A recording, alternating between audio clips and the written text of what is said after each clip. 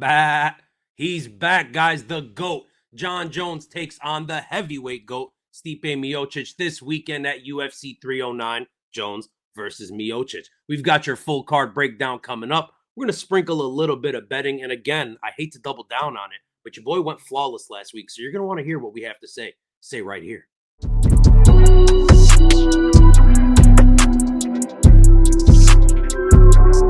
What's up, everybody? Welcome back to another edition of D107 MMA. I'm DS. He's Dino Bam Bam. What the fuck is up, Dino Bam Bam? What up, DS? How you feeling, brother? I'm feeling great, my friend. We are on the heels of UFC 309. Obviously, we know the main event is the long anticipated, and no matter how you feel about it, at least Jon Jones is back, right? You call him the GOAT. I know there's been a lot of discussion this week about, how clean should the GOAT be, and is he dodging this, is he ducking that, and we're not going to get into all that here, but obviously, Miocic versus Jones is the main event, and it is a pretty top-heavy card, but we're going to go through the entire thing, bottom to top, and give you our takes on an in-depth analysis, let's say. Before we get into all that, I know you mentioned it briefly, but I just got to say it again. Congratulations on the 100% on last week's card. We won't harp on it too much, but very impressive, my friend. So props to you. And just one last time, got to say shout out to J Mix, the producer of our theme song, the 107 MMA theme song, who is now a Grammy-nominated producer. How amazing is that? That's fucking awesome, man. I mean, he's the shit. Never doubted him for a second, and honored to have a song, be part of our journey here as well. So. Also, welcome to all of our new subscribers and our returning ones, of course. We did blow up a little bit and gained, like 10-15% of our total subs in the last week or so on YouTube. So welcome if you're new, and welcome if you're returning as well. Before we get into all that, is there anything else you want to say? Yeah, I mean, I guess we're going to touch on the subscribing thing. Thank you guys so much for subscribing if you have. If you haven't, do like the thing at the bottom says. Give us a like, give us a subscribe. We're out here. We're grinding. DS, I know you run a couple businesses. I'm working 45, 50 hours a week, but we find time to do this shit because we love it and we're pretty damn good at it. Okay, I'm gonna toot my own horn a little bit. We're pretty damn good at it. We're picking accurate fights. We're going flawless, shit like that. So like and subscribe, guys. Also follow us on Instagram at the107MMA. We got pictures with both of us and the GOAT Jon Jones. We got Charles Oliveira pictures, Michael Chandler pictures. No pictures with James Llontop or Eduardo Moura, but surely those are coming. Fuck! But yeah, so thank you guys. Yeah, absolutely. And if you haven't seen these types of videos, this is kind of what we started out doing first and foremost. We're just going to go through the entire card. This is going to be a little bit of a longer video, so if that's not your shit, I don't know what to tell you. But let's jump right into it. And like I said, this card is pretty top-heavy. So which is also interesting. Just want to say real quick, a lot of times, especially Dana, as much as he loves Jon Jones, it's interesting to see that we get a pretty bare card, all things considered. Now, he did throw in a couple of big time rising prospects. Bo Nickal, one, obviously.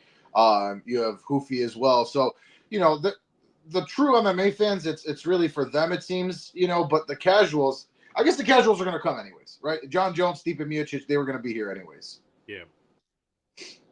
Okay, let's dive right into it unless you have anything else, my friend. No, brother, let's get into it. Getting right into it. First fight of the night, Veronica Hardy. She's taking on Eduardo Moura. What do you think about this one, my friend? Yeah, Diaz, you know what? See, we're out of whack here, man. I'm not prepared. I didn't have my notes pulled up, but I got them, all right? Veronica Hardy. Let's start with her. Obviously, I said this before. I'm going to say it again. Huge my girl, Veronica Hardy. Diaz, are you in agreement with me? Absolutely.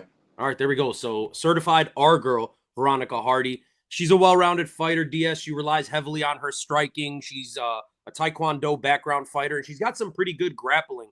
A lot of people would have you think she's just a striker, but I think she is pretty damn well-rounded. And the thing that I love about Veronica Hardy the most is the IQ, man. She's such a smart, cerebral fighter. You don't necessarily see IQ like this in the women's divisions. And I don't mean that in a shitty way. I don't mean to say that in any sort of disrespectful way, but Veronica Hardy, very high IQ. She's taken on Eduardo Moura, who, on the other hand, she's a very dangerous grappler. Doesn't really have much. Why would that be disrespectful?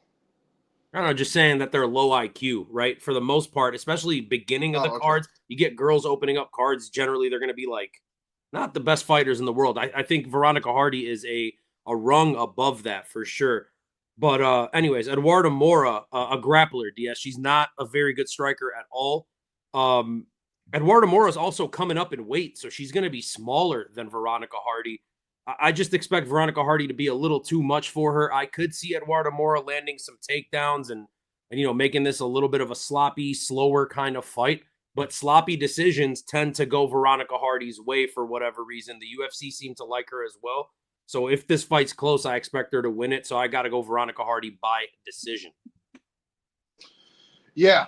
I mean, you pretty much said it all, man. I really like the fight IQ of Veronica Hardy. I'll also say she's definitely looked a lot.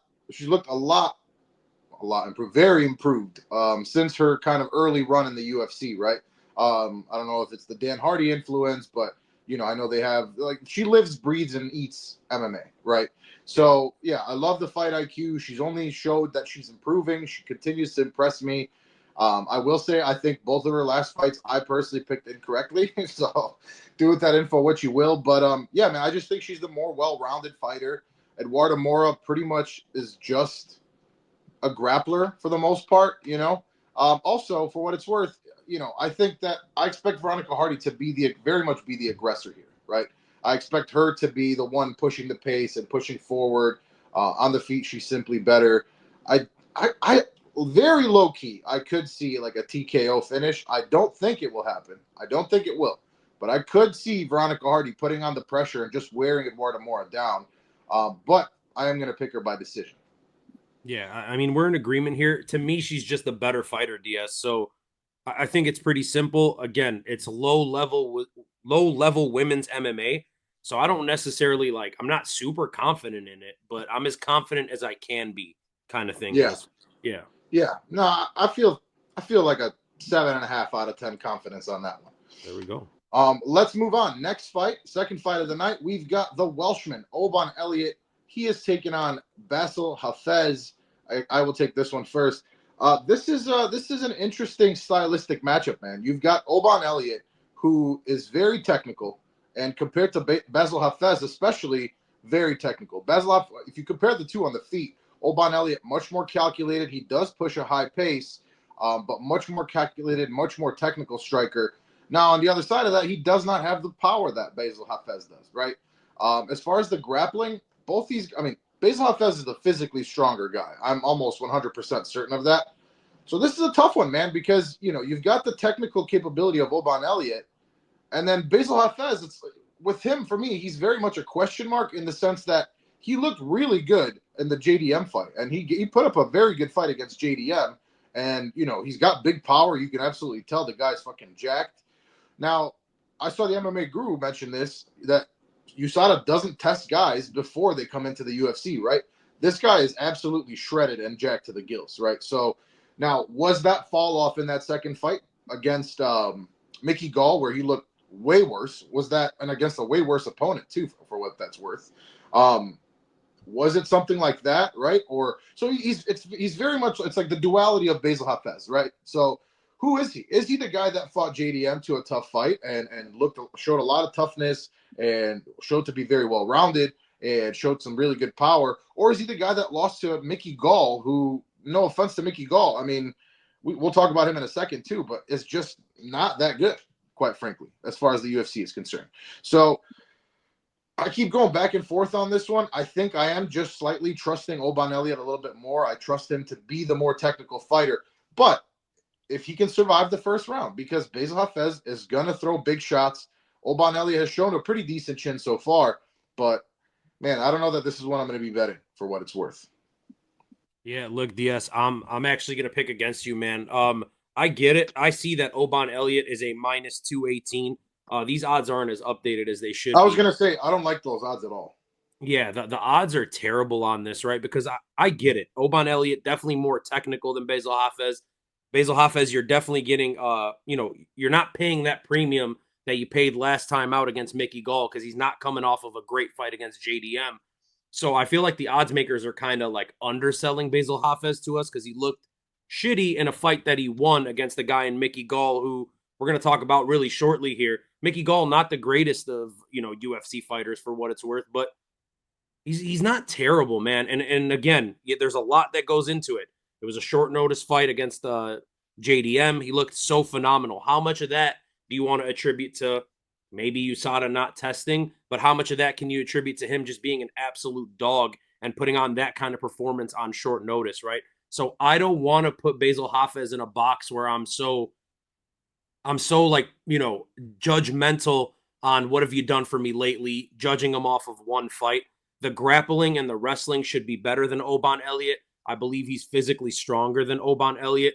And he showed me, at least against JDM, that he's good enough to stay on the feet against a guy who's a better striker than him. And I also think JDM is a better striker than Oban Elliott. So for those reasons, plus plus a plus 180 odds, I love Basil Hafez here in terms of value. So I'm going to pick him by decision. I could see Elliot winning, but I do like the plus money here. It's something that I'd be willing to bet. If I was going to bet anything, I would bet Basil Hafez by knockout. I don't mind the money line at 180. I don't mind it either. And I think it went up too. I think it's plus 200 now. Yeah, and everybody that I've been watching, DS, everybody's super heavy on the Oban Elliott side. And it's like, everybody's picking Oban Elliott. I'm this close to switching. Here's so close. And here's what I don't get about it. Because I'm not a huge Oban Elliott fan. I'll be honest with you. Well, let's look at it, right? I mean, okay, since coming in the UFC, he's 2-0. His first win was against Val Woodburn, who we love Val Woodburn over here at 10-7 MMA, but he's not the best. He's not the best fighter, and he's gone. He's been cut from the UFC. Came in, went 0-3, and he almost got his ass knocked the fuck out by Val Woodburn early in that fight. Had to storm back and show his grit and determination and all that to win that fight. Then he has another decision win versus Preston Parsons. So he's not nearly as dangerous as Basil Hafez is either. And his wins are against low-level competition. So I'm just not buying the hype, man. Maybe he wins this fight and, more power to him, but I just don't buy the hype. Yeah, I get it, man. It's damn near 50-50 for me, for what it's worth. So, all right, let's go to the next fight. We've got Mickey Gall at minus 125. He is taking on Ramiz Brahimaj, who is the plus 105 underdog. What do you think about this one, brother? Yeah, DS, we were just talking about Mickey Gall a second ago, in that Basil Hafez fight. But look, Mickey Gall, a weird situation, a guy that had to not only grow up in the UFC, but literally do everything in the UFC. He's only fought here. So absolutely crazy situation for him. But good for him for making a career for himself and finding himself as a favorite in 2024 is absolutely fucking wild. He's a grappler. He's tough as hell. Pretty dangerous submission game. He's most effective when he can take the fight to the mat and kind of control the situation. I'm sure fighting on the East Coast is going to be great for him here. He's taking on a guy in Ramiz Brahimaj, who I am very low on. Low on both of these guys, to be honest with you. Ramiz Brahimaj kind of had like this bravado to him. I thought he was going to be like a tough dude. Got his ear almost ripped off, and I was like, shit, this guy looks, he looks gritty. But he's just the submission specialist, man. He comes in very credentialed with the submissions. He's like a jiu-jitsu world champion and all this other sorts of shit. And he's really aggressive when going for the subs, but man, he is god-awful on the feet, DS. This fight is the worst in terms of like talent and skill on this entire card. So it's very tough for me to make a choice. I picked Ramiz Brahimaj in the quick picks. I want to switch to Mickey Gall right now. That should show you how 50-50 I am. I guess I'll stick to my guns and just take the plus money on a guy who I think might be more dangerous in the submissions. I'm not betting this at all. And I could totally see Mickey Gall winning. 0% confidence in this fight. Yeah. I mean, you pretty much said it, man. Brahimaj is very much a specialist. All he really has is the jiu-jitsu. But he is, however, more of a finisher than Mickey Gall. Mickey Gall, not much of a finisher himself, but also has never been submitted in his professional MMA career. So you have a guy who is most dangerous in the first round and early on in terms of his submission prowess, though obviously with the credentials that he has, Ramiz Brahimaj is going to be dangerous in the ground always.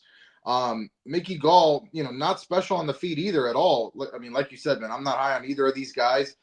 Whoever loses this fight is almost certainly out of the UFC. Whoever wins this fight maybe has a chance, but yeah, I mean, Mickey Gall, like you said earlier, has fought almost all of his professional fights in the UFC.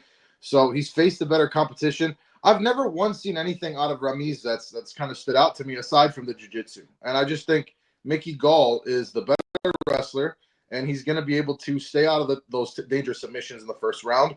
And honestly, especially if you're a casual, this is going to be a boring-ass fight, right? I could see this being a stalemate kind of grappling, wrestling fight. Certainly not going to be the funnest one. And like you said it very well, lowest in terms of the actual talent level on the card, probably.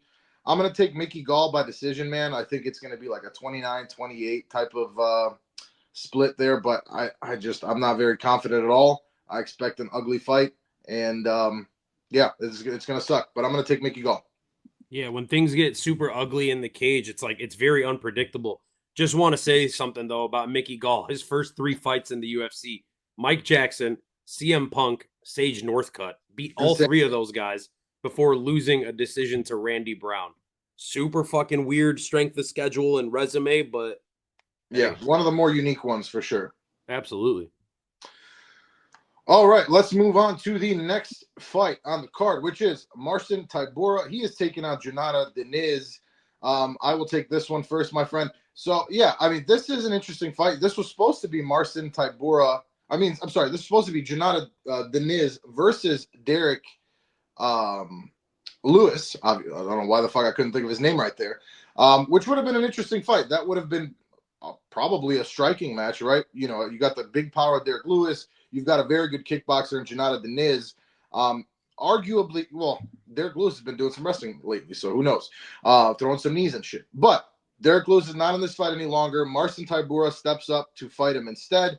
Marcin Tybura, man, he's been around for a hot minute. He's very well-rounded. He does his best work on the ground in the wrestling and just kind of holding you down and wearing you down on the ground.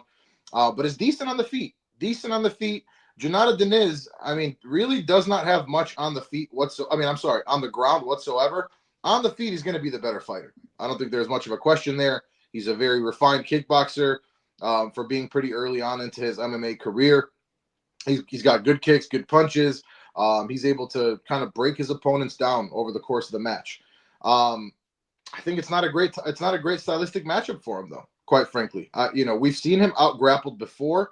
Out-wrestled before fairly easily. Even Austin Lane was able to take him down. So Marcin Tybura, much, much better wrestler than Austin Lane is. This is not a high-confidence pick, man. I would not be shocked whatsoever if Jhonata Diniz, it's a pick-me, right? It's as pick-me as it gets. Would not be shocked if Jhonata Diniz lands a head kick, lands a big punch, and knocks Marcin Tybura out. But right now, I'm siding with Marcin Tybura, the more experienced guy who's fought the better competition, who's a little bit more well-rounded. I just don't see Jhonata Diniz being able to do much work on the ground against somebody like Marcin Tybura. I'm taking Tybura by decision. I love that, DS. I'm in the same boat as you, man. Again, pretty low confidence pick. There's a lot of low confidence picks on this card. And with the odds being so close, that makes sense, right? But yeah, I'm also going Marcin Tybura for the same exact reasons. I think as long as he can survive that first couple minutes, that onslaught that Diniz is going to bring to him, and not get knocked out like he did in the Tom Aspinall fight or anything like that, he should be able to out-grapple Jhonata Diniz. A lot of people look at Marcin Tybura and they think he's a striker for whatever reason. Everything he's doing on the feet is all, it's pretty good. He's solid on the feet, but it's all like, smoke and mirrors and all that kind of stuff. He's just trying to get you to the ground. Deep down, he is a grappler. He is a wrestler. He is a submission threat. I expect him to know the danger that's coming from Jhonata Diniz, especially a guy that's, undefeated in the UFC and comes from kickboxing. He knows where his bread is buttered. Let's put it that way, because they're big boys. You know what I mean? Yep. So he's going to want to take this guy down and try to sub him. I think as we progress, if he gets a takedown early, Marcin Tybura, the takedowns will become more frequent. They'll become easier. As the fight goes on, Diniz should get more tired than Marcin Tybura. From everything I've seen, he has the better cardio. So, yeah, man, give me Tybura by decision. I also kind of like the Tybura by sub prop. I also like Jhonata Diniz first round knockout for what the fuck that's worth. Yep. So a lot of ways I can see this fight playing out. It's very, what's the term? Volatile? Is that the term, DS? Does that work? Yeah, absolutely. There it is. It's a volatile fight. At the end of the day, they're heavyweights, right? So, right. And I will say, too, another theme of this card is you do have a lot of older fighters, too. Yeah, you do. I think you have 11 guys in the card that are over 35 years old. So, which adds a little bit of, volatility as well. All right, let's move on. Next fight on the card, we've got Roberto Romero. Why'd you put him lowercase? You're tweaking my ass with that. Brother, I had to just type it in. Okay, okay. Yeah, We've got Roberto Romero, the newcomer. He's taking on David Onama. What do you think about this fight? Yeah, Roberto Romero taking this fight on very, very short notice, DS. David Onama was scheduled to fight on this card, so he's been in a camp. And Romero really just assigning to have an extra body on this card. Can't have a pay-per-view card with 11 or 12 fights on it. You need to kind of stack it up. So they went out and signed this kid. Decent record, man. He's 8-3-1. He's really young at 24 years old. Looks like a finisher, man. He's solid. He's well-rounded enough. He's got some decent power. I just don't think he's refined enough for a guy in David Onama, who you know is an absolute my boy. I love me some David Onama. I think very highly of him, even though we've seen mixed results in the octagon. I just think it's a terrible recipe. A newcomer, very young guy, green to the sport, coming in facing a guy in David Onama that is very, very dangerous. I'm going to go David Onama by second round knockout, DS. I just think that Romero's not going to, he hasn't had enough time, nor do I think he's the level of David Onama. There's no odds on this yet. I expect it to be David Onama as a big favorite. Yeah. I mean, I don't know how you can possibly pick Roberto Romero here. He's, yes, he's very young, but I don't know that that's going to be helpful against somebody like David Onama. David, I've watched a little bit of tape on Roberto Romero. Obviously, there isn't like ton of a full fights that you can kind of analyze him on. But yeah, seems pretty well-rounded, man. David Onama's also well-rounded. Also, David Onama's fought way better competition and has won more fights versus better competition, right? So you add in the fact that he's coming in on very short notice. I think this is one of those things, man, right? Like he's doing the UFC a solid. He's a kid that they've obviously had on their sights at some, to some level, to some degree. Yeah, he's coming in and facing a very dangerous fighter in David Onama. David Onama has good power. He's got decent grappling. I just don't see how you can possibly pick Roberto Romero. Yes, David Onama has had some kind of, questionable low IQ moments at times in his fights, but man, he's looked pretty good lately. I can't possibly pick against him. I'm going to say late first round knockout in this one. Yeah, two things I want to talk about really quickly with David Onama. First of all, I always got to mention it, the fight with Nate the Train Landwehr, one of my favorite fights of wild these last few years. And then the second thing, I know you didn't like it very much, but when he knocked out Gabriel Santos and he pulled out the style bender. That was so cringe, dude. That was that was so fucking cringe. I totally forgot about that. You messaged me. You text me. You text me like immediately after, disgusting. After watching that all unfold and watching the celebration. I look at my phone and I just see a message from you like 20 seconds ago. You're like, I hated that. I was like, yeah, I feel like fucking hated it, dude. Absolutely hated it. Yeah, absolutely hated it. Wow, totally forgot about how fucking cringe that was. That was terrible. Really, really hated that. Like now the kids are saying lost aura, right? Minus 10,000 aura, absolutely. To copy another man's celebration that was done in such a maybe the sickest moment of the last like however many years in MMA, if you like Izzy especially, to do it then I hated it, dude. Against Gabriel Santos is just like, all right. Yeah, bro. You were favored, like right. You would think bro just knocked out Tybura, you know what I mean? I'm saying, dude. I hated that. Never do that again. All right, let's move on. Next fight on the card, we've got Jim fucking Miller, dude. Plus 140, slight underdog, taking on another fella who's a little bit long in the tooth, and I'm talking about Damon Jackson, new mythical fighter, by the way. Damon Jackson with the hair. Looks great. Lost to Stipe Mariscal last time. Tough fight. Listen, man, we know very, very well who these two guys are, right? Jim Miller, most fights in the UFC, most wins in the UFC. Damon Jackson has been around forever. These are two guys who are in a lot of ways very similar, right? Now, Damon Jackson is, 4 or 5 years younger? I don't have it in front of me right now, but I want to say it's like 3 years type thing. Yeah, but Jim Miller obviously has a lot more wear and tear on his body.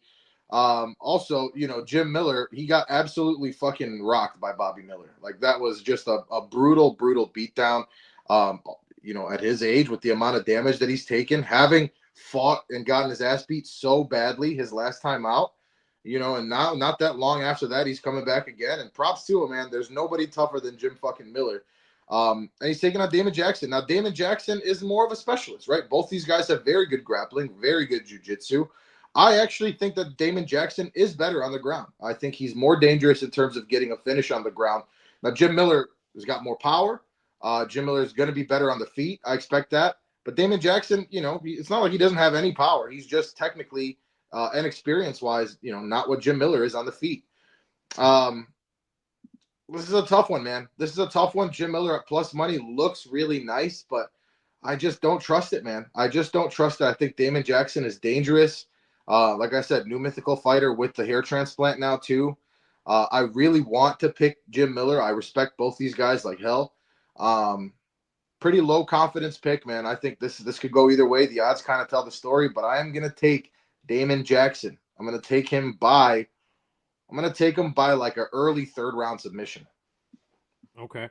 I really hate that because I love Jim fucking Miller, Jim 810 Miller, and I hate Damon Jackson. I've never been a fan of Damon Jackson. Just something about him just rubs me the wrong way. But yeah, I'm also taking Damon Jackson to win this fight, DS. I think it'll be a decision, and it's for a lot of the reasons you mentioned, man. He's younger, longer bodied, probably the more dangerous submission threat.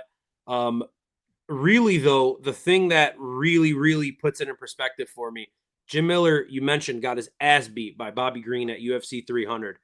And you got to think mentally. Did I say Bobby Miller? Did I say Bobby Miller? No, I was going to say, did I say it? Because I feel like I might have said it. I meant Bobby Green, obviously. Yeah, King Green, baby. Not the Dodgers pitcher. No, not him. But look, Jim Miller got his ass beat by Bobby Green at UFC 300. And there's a whole mental side of this that maybe a lot of newer fans won't know. Jim Miller, for years and years now, the goal was always, let me make it to UFC 300. I just want to be on UFC 300. He had been on UFC 100. He's on borrowed time. Yeah, after being on 100 and 200, that was the goal. We've passed that. Not only have we passed that, when we got there, you looked like absolute dog shit and got your ass beat. Now, I love Jim Miller. I respect him for everything he's done for the sport. I just think, I'm a big believer in when time comes for you, there's nothing you could do about it. And UFC 300 really looked like time had come for Jim Miller against a guy in Bobby Green who's very good and very, has a bunch of wins and he's very experienced, but he's not the best fighter in the world. And for him to be able to not put you out, but just beat the dog shit out of you for 15 minutes was a little crazy to me, especially after seeing what Paddy Pimblett had done to him. So really MMA math, I know it don't be mathin', but I just feel like the math is adding up. It's probably the decline of Jim Miller. So I see Damon Jackson getting this done by decision. One thing I will say about Damon Jackson, got fucking sparked out by Ilya Topuria outside the black lines because that's what Topuria does. And right before he came to the UFC in the PFL, when he lost to Movlid Habalayev and he just got knocked out that flying knee, he was just face down, ass up. One of the silliest knockouts you'll ever see in your life. For sure. Yeah. For sure. Just had that thing up there. You know what I'm saying? He sure did. Just cheeks in the air, brother. Like, that's arching wild. That thing, brother. That's so like, oh, man, that's more to me. Like, you just got knocked the fuck out. That's embarrassing. It really is. Like, honestly, if I ever get knocked out with my ass, just come put my ass down, bro. That's what I'm saying. Like, push down, right? Yeah, just push it down. Dude, like, think about it. You're half naked already. You're in fucking tights. You're in boxers, like boxer briefs. Yeah, and you're just out here, just ass up, twerking for the world, like suggestive with it, type shit. Awesome. No Diddy, but that was wild. Absolutely wild. You got to link that now in the description. Okay, we'll try to find it. I'm sure PFL posts it all the time. So. They love doing that, right? Especially when it's like a UFC guy. You know what I mean? That's what I meant. Yeah, that's what I meant. When it's a UFC guy that they've got video of getting knocked out and they can just freely post, they love doing that shit. All right, let's move on to the next fight on the card, and now talk about two veterans, right? Here we got two more veterans, another 40-year-old man, and Chris Weidman. He is at plus money, plus 120. He's taking on Eryk Anders. What do you think about this one, man? Yeah, boy, Eryk Anders. What a great nickname. Yes, to me, this one's a little, it's a little weird as well because it seems like everybody's on the side of Eryk Anders, and I don't get it. Because when it comes down to skill for skill, Chris Weidman has always and will always be the better fighter than Eryk Anders. No question. Is it the injury that Chris Weidman suffered? I know that factors into a lot of the thoughts. Yeah, probably. His legs are nowhere near what the fuck they used to be after one of the most gruesome injuries we've ever seen, in the octagon. But Chris Weidman, he won his last fight. I know it was by eye poke, and he left a bad taste in people's mouths after that. But shit, man, he got himself a win versus Bruno Silva, who is a guy that at that point, still looked like he was Bruno, right? Not the trash that we think of him as now. Chris Weidman, a former champion, a better wrestler than Eryk Anders. I think he's a better striker than Eryk Anders. The thing that worries me in this fight is both of these guys' chins have been absolutely cracked over time, and both of them are susceptible to being knocked the fuck out. I just don't imagine either one of them really has the strength at this point or the speed to put the other person out. So I do expect this to go to decision. And if it goes to decision at Madison Square Garden in New York, I can't imagine they don't give it to Chris Weidman. If it's anywhere near where they can just score the rounds to Weidman, call it a robbery if you want to, or a close decision, or I just see all of those things going Chris Weidman's way at home. You're saying he's gonna get the Abu Dhabi treatment. He's gonna get the Abu Dhabi treatment at home, probably in his retirement fight. What a better story and comeback for Chris Weidman than to break your leg, sit out for all those years, come back, lose a fight, win 2 in a row, and retire at home. It just makes too much sense. The UFC loves that kind of storybook ending shit when they can do it. So I think Chris Weidman wins a close, sloppy, maybe controversial decision. Yeah, man. Listen, everything that you said is pretty much accurate, and it's true, right? I can't disagree with it.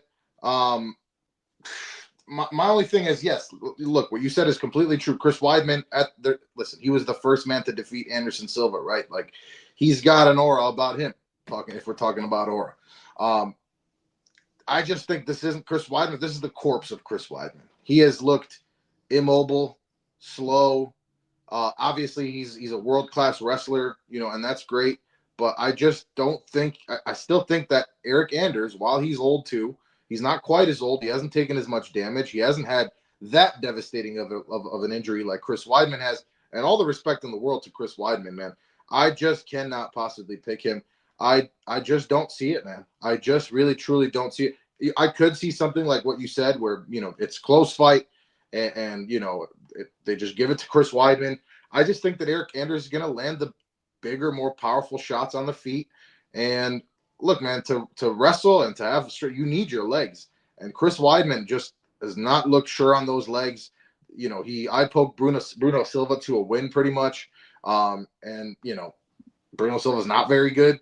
It's not a question of Eryk Anders versus Chris Weidman in terms of skill. Come on. Chris Weidman's a legend of the sport. I just can't pick him, man. I really can't. I think Eryk Anders is just going to land more shots and is going to get the decision win in this one.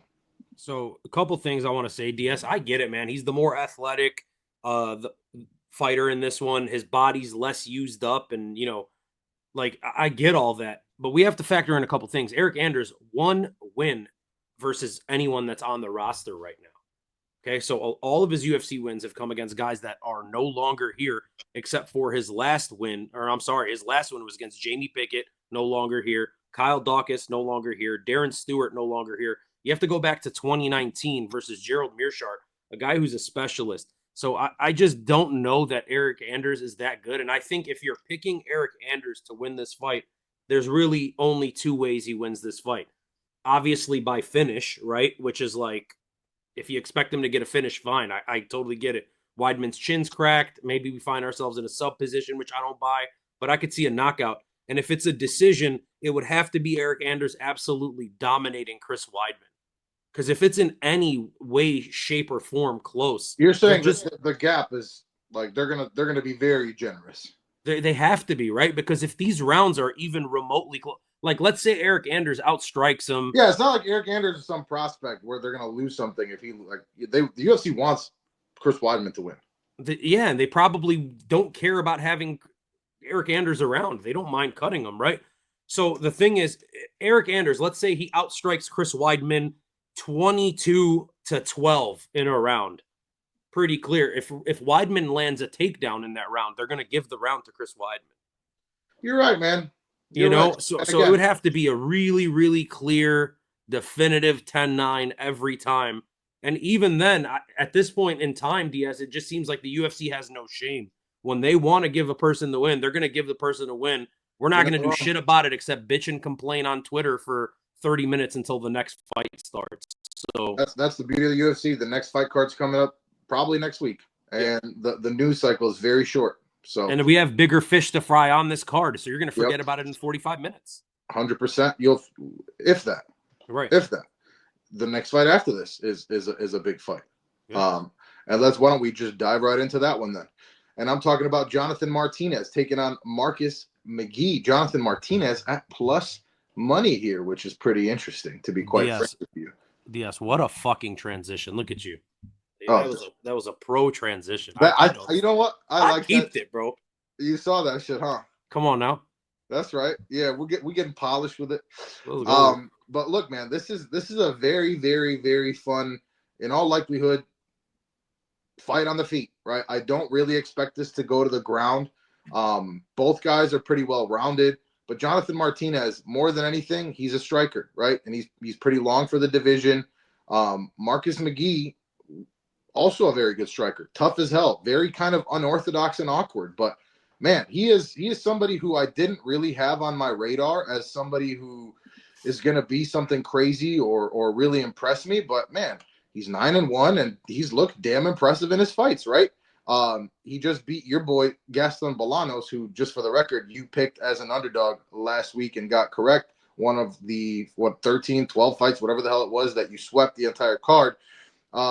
Granted, okay, his other win before that was versus JP Bates. So don't get it twisted. This is a big, big step up in competition for I would classify him as kind of a brawler, Marcus McGhee, with some technical skill. Let's be real, though. He does have the power advantage here, right? Jonathan Martinez, not much of a power puncher, right? He's not really somebody who's going to wear you down with power. What he does have is really good leg kicks.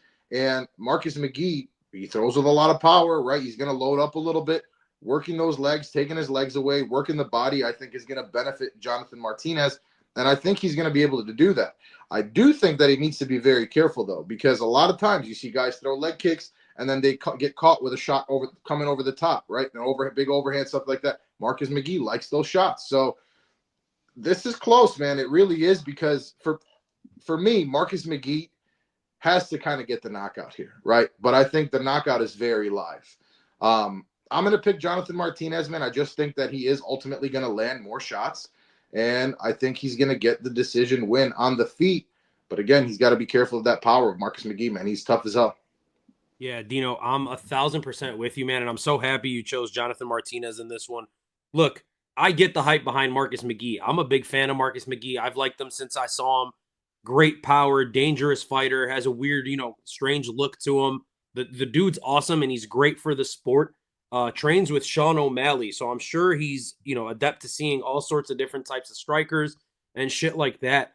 But God, Jonathan Martinez, man, to me, he's just clearly a level above Marcus McGhee. Jonathan Martinez, a guy in the UFC rankings, a guy that I expect to stay in the top 10 for a while here. Sorry to interrupt you real quick, bro. Yes, he lost pretty handily to Jose Aldo last time. It was a vintage Jose Aldo performance. I think there's a little bit of recency bias here with that too, right? Absolutely. And on top of the recency bias, there's also a factor in it where, like, we're going to talk about John Jones in a little bit, but when you're fighting Jose Aldo, a lot of these guys tend to freeze up. We just saw it with the fucking asshole. Over respect them. Right. Like, what's the guy that just fought him? I'm losing his name. That just fought who? Jose Aldo, the fucking guy who just held him up against the cage. Mario Batista, right? Like, a lot of people are giving Mario Batista shit for being boring in that fight and whatever. And it's like Mario Batista could have just froze up in the moment. He was probably shook. Yeah, I'm not trying to cut him any slack, but that's what it was, right? So Jonathan Martinez, whatever. It's Jose Aldo. At the end of the day, I can't hold that loss against you. I just think he's literally miles better than Marcus McGhee. Marcus McGhee can totally win this fight, but like you said, I think it's knockout or bust. I think if we go 15 minutes, which again, I expect this fight to go 15 minutes, I'm going Jonathan Martinez by decision. And I can even see a leg kick TKO if he's really just hitting them things early on and often. Another thing to worry about, though, you mentioned that overhand right, that straight right down the pipe is a great counter to those leg kicks. And I can totally see that being the shot that ends the fight. But to me, Martinez, if they fight this 10 times, DS, I expect him to win 8 of them. Yeah, and Jonathan Martinez is somebody who's very, very good and refined defensively too. So I don't think it's going to be super easy to land that big shot on Jonathan Martinez. This to me is one of the weirdest plus odds I've seen on a fighter this year. It really doesn't make sense to me why he's the underdog. It really doesn't. No, this could be free cheese. Just saying.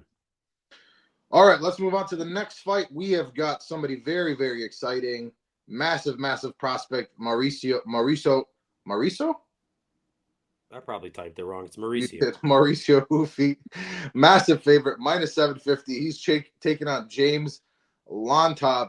She top on my James till I lawn type shit. What do you think about this fight? Yeah, I'm excited to talk about Mauricio Ruffy.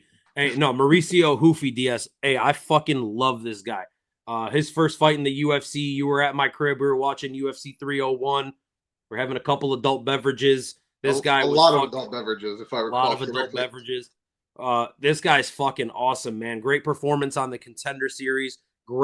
Phenomenal performance in his UFC debut against, I was going to say Jamie Pickett, but Jamie Malarkey. Dude, this guy has everything, man. He is strong as hell. He's a dynamic striker. He kind of has that young Conor McGregor karate type stance. He's good on the ground. He's with the fighting nerds. He's got a look to him. He's got sauce. He's got swagger. This kid really, really is the real deal. And I just don't expect a guy like James Llontop to have anything for him. No shade against James Llontop, but he's a middle to lower level UFC guy who is just here because he's very, very tough. And I think Mauricio Ruffy is just skill for skill, way better than him, way more dynamic than him. And I expect him to easily win this fight. I'm going to go Mauricio Ruffy with a round 1 late TKO on James Llontop. One thing that I kind of picked up on with Mauricio Ruffy that I don't love, he doesn't really cover his head in those exchanges. He likes to bob and weave out of the way. In the UFC, brother, you're going to want to have your fucking hands up, so I hope they worked on that. But not unlike Conor. Not unlike a young Conor in that way, too. Yeah, Ruffy by finish, round 1. Yeah, I agree fully, man. Minus 750 it tells you everything you need to know. If he has a glaring weakness, I certainly have not seen it. This guy is dangerous as a jiu-jitsu practitioner. He's got power. He's got flash. Also, when you say he's from the fighting nerds, I mean, they're the best up-and-coming gym by far, right? And I think the name fits, right? The fighting nerds. None of them make stupid decisions, right? You know, Gene Silva's a little bit out there, but all these guys fight pretty cerebrally. They've got good fight IQ. They're doing really good work out there, man. So that's another thing that stands behind him and his corner that I have absolutely no doubt in my mind. And I think he's coming out to put on the show, man. And I'm really not that high on James Llontop. No disrespect to him. I think we see a first-round knockout. If he wants to finish it by sub, I think he can too. I just think he wants to really make another statement, and people love knockouts. All right, hey, and one more thing, DS, that I want to add in. Like, I'm breaking down to you guys, and DS is breaking down to you guys how good Mauricio Ruffy is. If you guys have not seen this guy fight, one thing I'll say that should put it into perspective for everybody is that on Dancing with the Stars, Dana White's Contender Series, he beat Raymond Magomed and finished him, and that's the main training partner of Islam Makhachev. So, you know, do with that information what you will. But if you're the day-to-day sparring partner of Islam Makhachev, you're probably a fucking monster, and this guy finished him. Yep, absolutely. So, yeah, I'm very, very, very high on him. Earlier when I said that there are some interesting prospects on this, so if you're a real MMA fan, Mauricio Ruffy, absolutely somebody to look out for. And I'm curious to see who they're going to match him up after this. This is a guaranteed win. Yeah. All right, moving on. Next fight on the card, we've got Viviane Araujo. She's taking on Karine Silva. Man, you know I love me some Karine Silva. I really, really, really do. I heard you say this in the quick picks that you did, which again, great information in there too. How you thought she was a little bit younger. I did too, man, and I always do. I always forget that she's 30 years old. So in my mind, she's like 25, but nonetheless, she has won all 4 of her UFC fights. She is incredibly well-rounded, man. She's got legit power on the feet, which usually the Brazilian women that have power on the feet look a little bit different. No disrespect. Last time out, man, she looked very good against Ariane Lipski. Did not get the finish, but that was the first fight of hers in the UFC that went to a decision. And Ariane Lipski has looked a lot improved lately too, man. I don't think that's a bad win on her record at all. Before that, choked out Marina Moroz, knee barred Ketlin Souza brutally, absolutely brutally, fucked her shit all the way up, and then won her UFC debut by Darce choke as well. Viviane Araujo, man, you know, she's got good striking, right? And I don't think she's ever been finished, if I'm not mistaken. Who, Araujo? In the UFC, yeah, I don't think she's ever been finished. No, she's never been finished in the Never UFC. been finished. So she's very much a decision fighter. She's 37 years old, man. Her last 4 are 1 and 3, right? But Viviane Araujo still does have kind of that name, right? So, you know, she's fought Alexa Grasso, she's fought Amanda Ribas, she's fought Jennifer Maia. So she's fought some really, really good competition. I just cannot pick against Karine Silva, who I am very, very high on in particular. Man, I'm just only deciding if I want to pick her by submission, and I think I will. I think I'm going to say second round sub for Karine Silva. I just don't think Viviane Araujo at 37 years old has what it takes to go against somebody who is very dangerous on the feet. And Viviane Araujo could probably last on the feet here and there, but when she feels that power, man, I just don't think that power is going to be the same compared between the two of them. And then you add in the fact that Karine Silva can finish you in pretty much any position on the ground, and she's actively looking to finish you. I could very well see a decision win, but I'm gonna go sub in the second round for Karine Silva. Yeah, DS, I copy your sentiment fully. The only thing I'm changing is instead of second round, I'm going third round submission for Karine Silva. She's younger, she's faster, she's more powerful, and for the women's division, man, not just for the women's division, for MMA in general, unbelievably high finish rate. She has what's her at 125, man. You just don't see it. 18-4 with 17 of those 18 wins coming by finish. That's fucking bonkers. That's bananas, dude. That's like, you know what? Like, that's insane numbers. You're reaching I feel like they don't shit. mention that enough. Like, they should be hyping her up more, I feel like. That's what I'm saying. She's dangerous, so I don't even want to waste more time. Karine Silva is the pick here. I think money line is safe as fuck. I think her by KO/submission is a very safe pick as well. Yeah, I like it. Karine Silva, free cheese. Let's get it. Moving on. Now we're in the top 3 here. And, of course, we saw Ruffy being a minus 750 favorite. Bo Nickal, minus 1,000 favorite versus not like a schlub. It's Paul Craig, right? And, you know, sure, it's a Paul Craig that is a little bit leaner. He's at 185 now. But this is nuts, man. These odds are nuts. But what do you think about this one? I mean, I think I kind of know what you think about it, but why don't you go ahead and tell me? Look, DS, first and foremost, let's talk about the odds really quickly. Bananas. Minus 1,000 is fucking bullshit. Those are Bellator odds when you get one of the top guys versus a fucking nobody. Minus 1,000 is wild because Paul Craig was not facing a minus 1,000 when he fought Ankalaev or he fought Johnny Walker or he fought... Beat Ankalaev, by the way. I don't know why it said, yeah, Johnny Walker, fucking Jamal Hill. He wasn't a plus 650 against those guys. No. Bo Nickal is not better than those guys right now. No. So this is a lot of hype built into it. Maybe one day Bo Nickal gets fraud checked. Maybe one day you get to cash in on that fat ass plus money on the other side.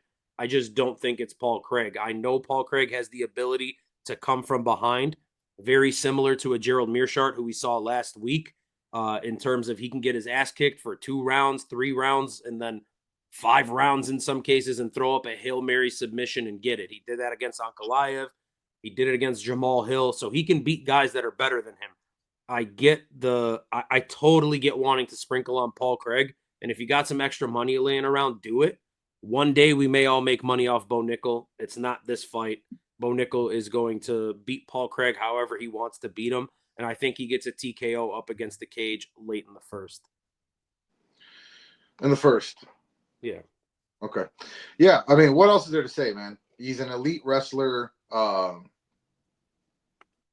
He's an elite NCAA wrestler. He's working on his striking. He's already shown some decent power. Paul Craig, you know, obviously not in the prime of his career at this point. Paul Craig is what, 36 years old, you know. Also, you know, Bo Nickal, I think of him in a way kind of in the same way with Khamzat, right? Where it's like, yeah, a lot of guys have good wrestling, right? But it's not the same. And maybe he's not as scary as Khamzat, and I'm not exactly saying that.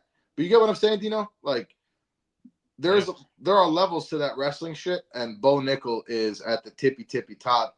They're kind of bringing him along slowly, right? I mean, Paul Craig is a bit of a name, but yeah, I just don't. Look, somebody as skilled as a wrestler is not going to find himself in a random ass submission by Paul Craig. It's just not going to happen. And on the feet, Bo Nickal is the better athlete, man. He's an elite athlete, right? So showing some good power. There's not much to say here, man. I'm taking Bo Nickal. I'm gonna say by late first round submission. I think he turns the tables on Paul Craig after he drops him and taps him out.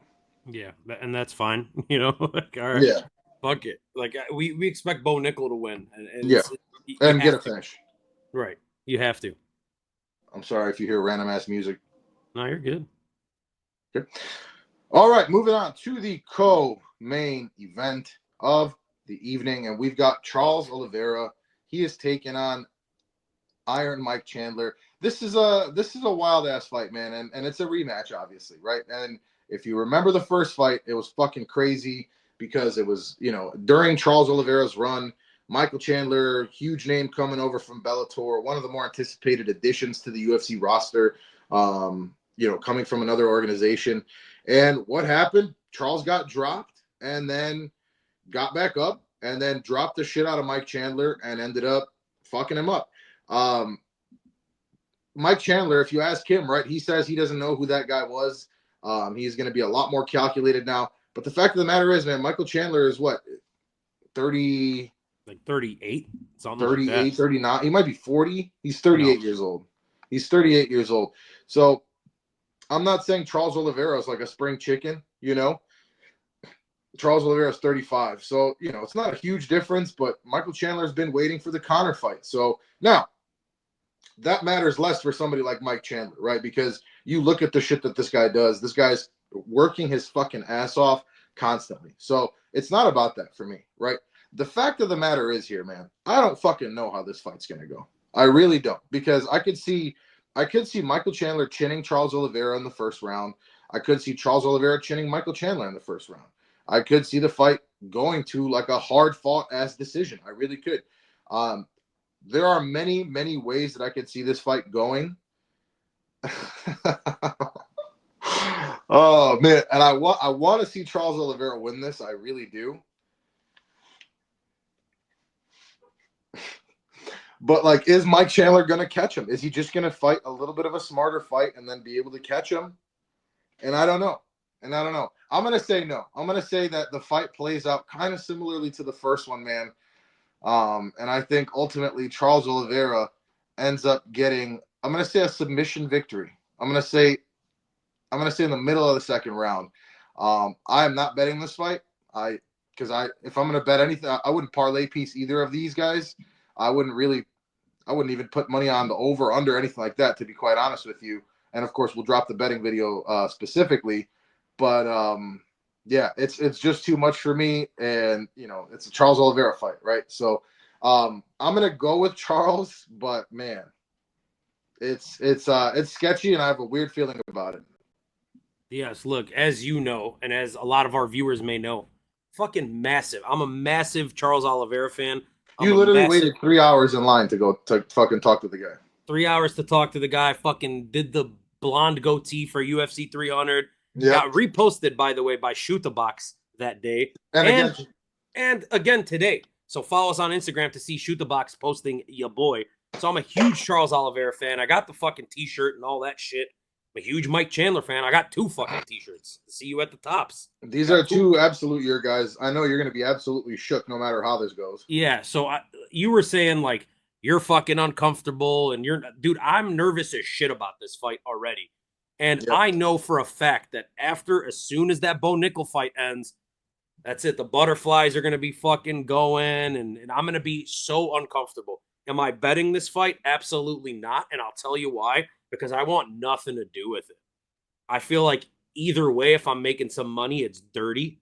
So I don't fucking want it. But as for the fight breakdown, Charles Oliveira is the more technical striker. He is the better grappler. He is the more dangerous fighter for what it's worth. Most finishes in UFC history, most submissions in UFC history, way more fights in the UFC than Michael Chandler has had. He's way more experienced, and he's beat the guy. And generally, I'll take the guy who won the last fight in rematches, and in trilogies, I'll also take the guy who won the second fight. Dino, for some reason, I've just had a hunch this entire time that this fight has been, scheduled to happen, that Mike Chandler is going to catch Charles Oliveira. So I'm going to pick Michael Chandler. That's officially the pick. But logically, it should be Charles Oliveira. I'm making a hunch-based pick here. I want to specify that. And don't bet based on what I'm saying for this fight. Leave me out of it. I'm very, very I think Chandler's for sure, a great sprinkle, especially by Chandler by knockout. We'll see what the props say tomorrow, but that's going to be a for sure sprinkle. Yeah. So that's what that is. I just think he catches Charles Oliveira, man. I think there's something to this 2 years off. Michael Chandler looking in the best shape he's ever looked. Just fucking a ball of energy who comes out there every fucking time, DS, like a bat out of hell. I just don't think he's going to be able to help himself. Like he said, he's going to be more calculated and all this shit. I just don't think he's got 38 years old that now he's going to be able DS, man, that's the kind of recipe that works against Charles Oliveira. It does. And that's the problem. I'm saying don't fucking bet this, and I have no idea what's going to happen. And in that first fight, we just have to talk about this for a second. In the first fight, it almost worked for him. Yes, he found himself in a dangerous situation with Oliveira on his back, but him jumping up and slamming himself deeper into it helped him out. He ended up getting out of it and then almost putting Charles Oliveira out. There are referees that would have stopped the fight, and Michael Chandler would have been the champion of the world. Until shit turned, south for him. So look, dangerous, scary fight. I'm going to be uncomfortable. I'm picking Iron Mike Chandler. I'm going to say round 1 TKO. I think he just really, really hurts Charles Oliveira. In the breakdown, in the quick picks, I said knocked out cold. I don't buy that, and God, that would hurt me. So TKO Mike Chandler. Is there a world? Okay, hear me out. Is there a world? Okay, where There's a world. There's a world. Is there a world where, I don't know, Dana fucking pays Islam $10 million. He got injured badly in training, take 6 months off. We're vacating the belt. It's Michael Chandler versus Conor McGregor for the vacant lightweight title. Why not? I'm just saying, if Michael Chandler wins this fight, things can get very, very interesting. If Mike Chandler wins this fight and Islam beats Arman Sarukian, there is no next at 55. I just don't know that Chandler will. Well, he could knock out Islam, I guess. Well, look, DS. So they just have to find a way to get Conor McGregor in for a title shot. Is what I'm saying. Basically. So hear me out really quickly. I was actually talking to MMA Joey. By the way, shout out MMA Joey. I was talking to him on his chat yesterday, and he agreed with me. I told him, I was like, for what it's worth, of all the current 55ers, Mike Chandler has the best shot against Islam Makhachev. I'm not saying he would win. I wouldn't pick him to win. I would pick Islam by finish. I'd probably pick Islam by knockout. But it's bad out of hell, and he's got the power. I mean, that's what it is, right? He's a psychopath when he goes in there. And so he could totally just throw a big-ass loopy shot. Islam, I mean, he can be hurt. I'm saying. All right, man. We'll talk about that another day, but let's dive right into the main event of the evening, and we've got Jon Jones taking on Stipe Miocic. What do you think about this fight? Yeah, man. First and foremost, absolutely fucking massive fight for the UFC. I know a lot of people, including the media, including the MMA fan base, is upset with Jon Jones for not facing Tom Aspinall. Before we get into this breakdown, DS, I just want to give my thoughts on that whole situation. Number one, Jon Jones is in a point where we all wish to be in our lives, in our careers, in whatever those careers may be, to be the, damn near undisputed GOAT of your thing. Whatever it But is that you do. we just can't, man. We do give him a lot of leeway. We do. Sure, and we can talk about that, but I'm just saying, regardless, in terms of accolades, in terms of awards and accomplishments, Jon If Jones has accomplished no more. question, He's accomplished more in MMA he's than Barry Bonds. what is that? He's Barry Bonds. I mean, he's probably better than that. I'm just saying, if like Barry Bonds, arguably the GOAT. But I mean, look, he's in that tier.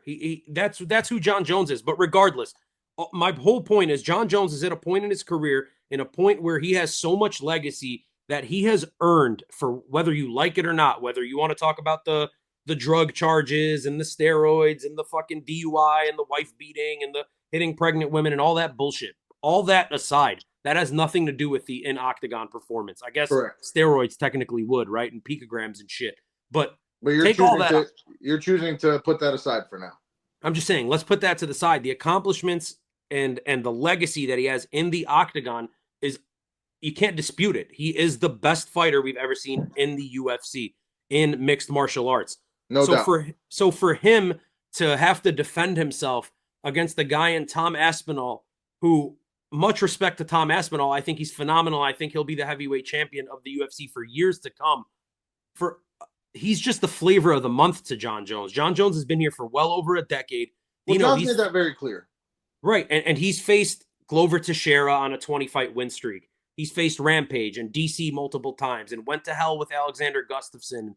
All the greats that he's ever had to fight. To him, it's not an exciting fight against Tom Aspinall. And is he ducking him? No, I don't think Jon Jones is ducking him, but he's being smart with what he's doing. Why would I risk everything that I've, accomplished in my career to face off against the guy who's 40, 50 pounds heavier than me, who's 7, 8 years younger than me, and be an underdog for the first time in God knows, how long it's been, and probably lose a fight? I don't think Jon Jones thinks he would lose. I think he thinks he would win that fight, but it's not worth the risk. Whereas a guy in Alex Pereira is way more worth the risk. He's smaller than Tom Aspinall. He's the same age as Jon Jones. He has zero grappling, and he's accomplished more in the sport and the promotion in such a short window of time. And it's more of a legacy fight that we know for sure, right? Alex Pereira's legacy will not be tarnished. Tom Aspinall could lose his next fight and just be a guy that was really hot for a little bit. And we've seen hundreds of those guys. I just wanted to get that off my chest. Yeah, Plus, I really see that happening. Me either, but I'm just saying, we don't know. With Alex Pereira, we know what the legacy is. It's already in stone. I also hate how the media treated him today. I'm a huge Jon Jones glazer, not to Dana levels, but regardless. Jon Jones minus 700 versus the heavyweight GOAT Stipe Miocic. Dino, I my think heavyweight GOAT is Cain Velasquez, just so you know. And that's fine, and I'm okay with someone saying Fedor as well. But look, if we're talking UFC, but yeah. Well, yeah. Look, Jon Jones is a minus 700 favorite for a reason, man. Stipe Miocic has been out of the octagon for damn near 5 years now. I want to say it's almost 5 years. The last time we saw him, he got sparked out cold by Francis Ngannou. Stipe Miocic looked slow that night. Did he tagged Ngannou right before getting knocked out?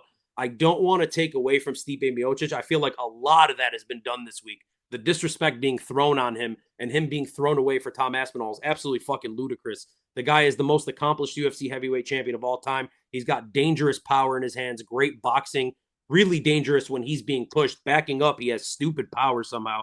And he's also a really good grappler, man. So legacy-wise, I get what this does for Jon Jones. I think he goes out there, and I think he just outclasses Stipe Miocic in whichever way he wants to be honest with you. If he wants to do it on the feet, I think he could do it on the feet. I think he could also take him down and kind of beat him up on the ground. I'm changing my tune up a little bit. I said round 1 in the quick picks. I'm going to go round 2 here. I think Jon Jones gets a TKO in the second. And then, we'll talk about what's to come later, I guess. Or check out the State of the Heavyweight Division video that we dropped. Boom. Yeah, man, I personally do believe this should be Jon Jones versus Tom Aspinall, but I absolutely 100% understand and agree with what you're saying. If I'm Jon Jones, I don't need to take that fight, right? It's not like, it's not like, Tom Aspinall's cleared out the division pretty much at this point, so I really do. I don't care to see this fight, him versus Stipe Miocic. If this was Stipe right after he lost to Francis, right? I would I would be much more down to see that fight. We're now almost 5 years later. Stipe's 42 years old, right? He was not training for 5 years, right? I mean, I know. Obviously, he's had a full camp, and he's known for a long time about this fight. Stipe does have some of the best boxing, probably in heavyweight history in the UFC. I don't think that goes away. That power doesn't go away. We talk about it many times in the heavyweight and the heavier divisions in general. Guys are able to stick around longer, right? Because the power is the last to go. But Jon Jones is just too dynamic. He is just too dynamic, man. I also want to bring up, they're using the old gloves. Are we going to see some eye pokes? Just got to throw it out there. I had to. The other thing, too, is, I mean, again, we're in New York for what it's worth, right? And then, look, man, you said it yourself. Jon Jones can win this fight any which way he wants. Part of me is like, is he almost going to draw it out? Is he going to draw it out to be like, no, see, it was a tough fight kind of shit? I don't even see that happening. I just think when he smells blood, plus now 12-6 elbows conveniently right before Jon Jones about to fight are legal again. I think we see Jon Jones like take Stipe down, like kind of stand with him for a minute or two, and then eventually just take him down pretty quickly, pretty easily, and then just brutalize Stipe on the ground. I'm going to say late first round TKO for Jon Jones. Absolutely fucking Stipe up with elbows on the ground. Yeah, I think he's just going to circle to his own right, Dino. We know that Stipe Miocic's right hand is, the hand that he puts people out with. Jon Jones very aware of that. He's going to stay away from it. And it's probably at this point in Stipe's career, the only weapon that's really threatening, right? So I think he knows that. He stays away from it, circles right, and just kind of touches him up. He's faster, should be sharper than Stipe Miocic, and just more dynamic and athletic. So I'm with you, man. I just don't like the narrative. I don't like the entire narrative around this card being ignoring Stipe Miocic. I get it. And, Bro, and I'm going to still Mike be Tyson's nervous. fighting Jake Paul, and I know that's an extreme, right? Yeah. So, but it's like, people are like, Jake Paul's probably going to win, right? Yeah. And I know there's other things involved there, and this isn't exactly that. And we're talking about a 59-year-old man versus a 42-year-old man. But, bro, he's been out of the game for 5 years, and it's Jon fucking Jones. Like, right. So, if you rank this against all the opponents that Jon Jones has had to face, accolade-wise and peak for peak and prime, Stipe Miocic is up there with any one of those guys, probably ahead of all of them, except for maybe DC, who he beat twice in a trilogy. So, take that for what it's worth. But at this point in his career, it's probably one of the less threatening fights that Jon Jones has had. Even though it's still... It is at least a bigger... It's a genuinely large man, right? Somebody who's going to be... Yeah. Who's going to be bigger than Jon Jones, probably, Yeah. So, which Jon Jones has at times struggled with that, but he's 42, man. And all respect to Stipe, it's just not going to happen. Yeah. Holy fuck. Can you imagine that? That there's no way, but can you imagine? That would be fucking nuts. That would ruin the fuck out of my month. Ruin the fuck out of my month. I'd be devastated. At least we're halfway through already, bro. But anyway, that's all we've got for you guys today. That was the detailed full analysis breakdown of UFC 309 with, of course, the main event of Jon Jones versus Stipe Miocic for the heavyweight title.